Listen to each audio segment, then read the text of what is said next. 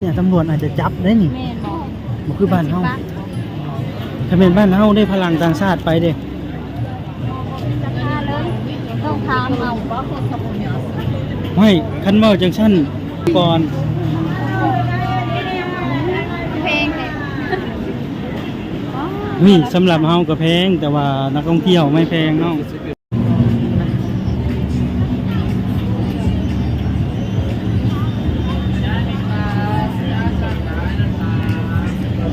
สบายดีสิน้องควันสาวตอนนักเขตจ้านี่น้องควันก็ได้มีโอกาสได้มาเดินอยู่แถวบรรยากาศเยาวราชนะทุกคนเนาะคือบรรยากาศคืองานแกงรายการขายของนี่ลายต่างชาตินี่ลายเนาะทุกคนสุดยอดแน่เนาะแล้วเฮาก็มากับน้องนี่สองวันแล้วก็เฮาก็อยากไปเดินไปชมเมืองเนาะว่า น้องขวัญน้องมิมี่ ว่าเมือง อันนี้เฮาก็เดินมาไกลเติบแล้วเนาะ แม่เดินมาไกล น้องมิมี่สงสัยอิหยังบ่ในนี่มีความแปลกอิหยังบ่น้องมิมี่น้องขวัญ สบายดีสวัสดีค่ะสบายดีพี่น้องพี่จ้าน้องควันเด้อมีกันอยู่ที่เยาวราชทุกคนก็เป็นครั้งแรกเนาะที่ได้มาอย่างเยาวราชในวันนี้เนาะแล้วน้องมีสงสัยคนว่าเพิ่นติดราคาทุกอย่างเนาะสง อ๋ สัยว่า อเพิ่นขายของคือติดป้ายราคา ใช่ราคา ทั้งที่แขกพลังต่างชาติก็หลาย นี่ น้องมิมี่คือว่าจังซั่น มันของคนเป็นมันเห็นอะไรทุกราชมันคือ แถวบ้านเฮาเพิ่นบ่ได้ติดบ่ตามตลาด บ้านเฮา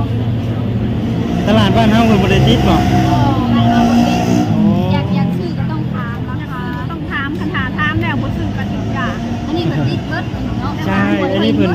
อำนวยความสะดวกให้คนที่มาซื้อของหรือว่าว่าง่ายๆก็เพื่อเป็นการตัดสินใจของนักท่องเที่ยว แล้วก็เป็นการตัดสินใจของผู้ซื้อว่าราคานี้คุณซื้อได้ไหมติดให้เห็นเลย เห็นเบิดเลยผู้จักเบิดเลย และอีกอย่างประเทศไทยนะครับ น่าจะมีกฎหมายบังคับ ถ้าบ่ติดป้ายถือว่าน่าจะผิดกฎหมายนะน้อง ใช่บ่ให้เอาเปรียบนักท่องเที่ยวจังซี่แหละไผมาก็ติดใจประเทศไทยเพิ่นค้าขายบ่เอาเปรียบ เห็นบ่นี่นะเขาเขียนเต็มเลยเนาะ ใช่ แบบชัดเจนนะ ชัดเจน ป้ายของบ้าน ใช่น้อง บ้านของเนี่ยเราไปเบิกไป ป้าพาให้พี่ๆ FC ไปเบิ่งดูว่าร้านใดแน่ติดป้าย อันนี้ก็ชัดเจนมี60 บาท50 บาทมีหลายราคาเนาะมีหลายราคาอะไรอ่ะ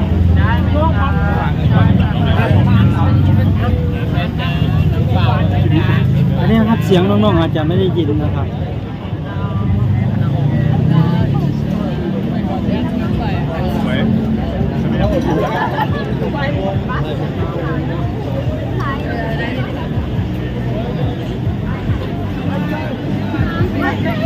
โอ้เนาะ50 60โอ้มันติดถูกร้านแล้วเลยดิมันไม่มีน้องควันถ้าเพิ่นบ่ติดเนี่ยตำรวจอาจจะจับได้นี่ แม่นบ่ บ่คือบ้านเฮาถ้าเป็นบ้านเฮาได้พลังต่างชาติไปเด้ จะพาเลยต้องถามเอาว่าคนสมุนเนี่ย ไม่คันเว้าจังซั่นบางคนถามก็สิได้เว้าถูกเว้าแพงบ่แม่นติ เอาเลยแล้ว เหมือนจังซั่นบ่น้อง แม่ แม่นบ่น้องขวัญเคยบ่ บ้านเฮาน่ะ อันนี้เพิ่นติดเด้น้อง อันนี้ติดทุกร่างนี่ทุกแบบทุกร่างเห็นบ่เนาะอยู่ทางบ้านเฮานี่เดี๋ยวคือยังต้องถาม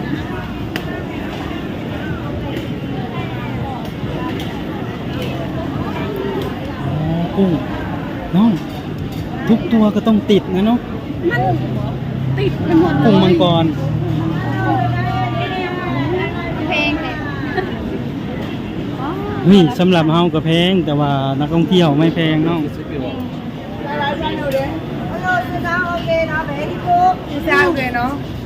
Okay. Hello, yeah, hello, is that okay, now very good, now.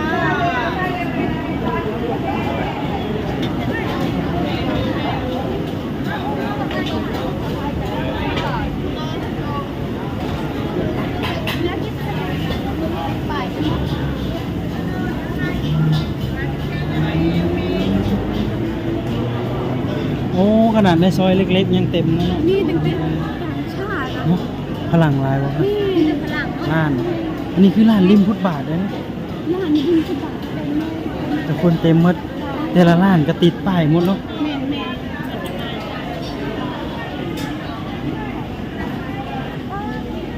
คนไทยนี่บ่ค่อยเห็นหลายเนาะส่วนหลายมีแต่ต่างชาติ ใช่ ต่างชาติ ตามที่เยาวราชคือต่างชาติมาเดินเยอะ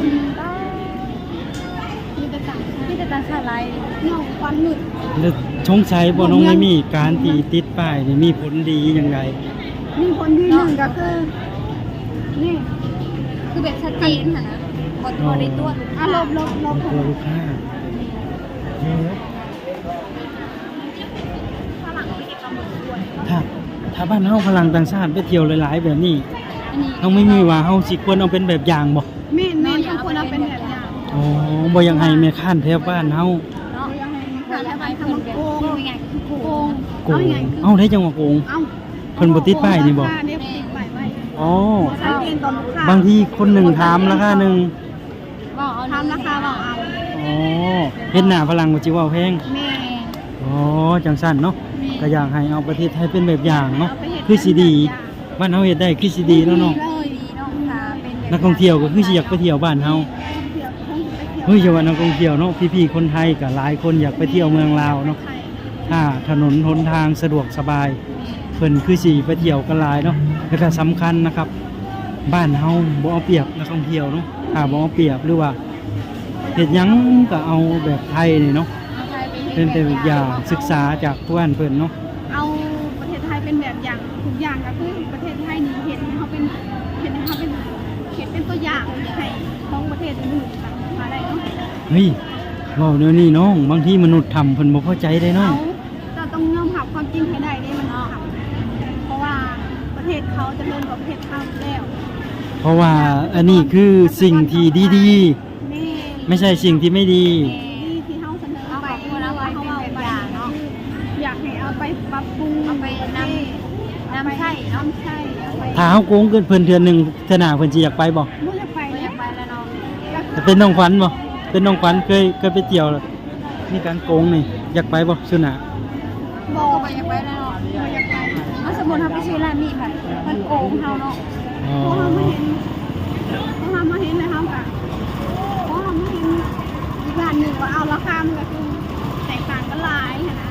ก็แสดงว่าเขาเอา อ๋อ เขาบ่อยากซื้อต่อ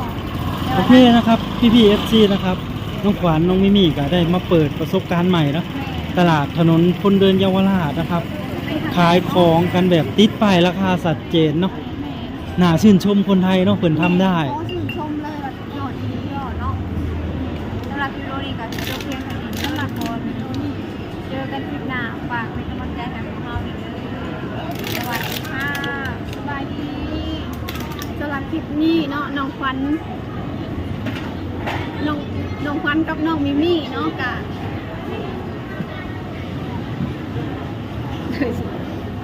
สำหรับคลิปนี้เนาะน้องขวัญกับน้องมิมี่ก็จะได้จบคลิปไปกันนี้ก่อนเลยจ้าเดี๋ยวพบกันใหม่คลิปหน้าเนาะวันน้องขวัญจะลงเนาะกะฝากกดติดตามเป็นกำลังใจให้พวกเราเนาะน้องมิมี่ก็ได้ไปเลยจ้าเจอกันคลิปหน้าจ้าบายสวัสดีค่ะ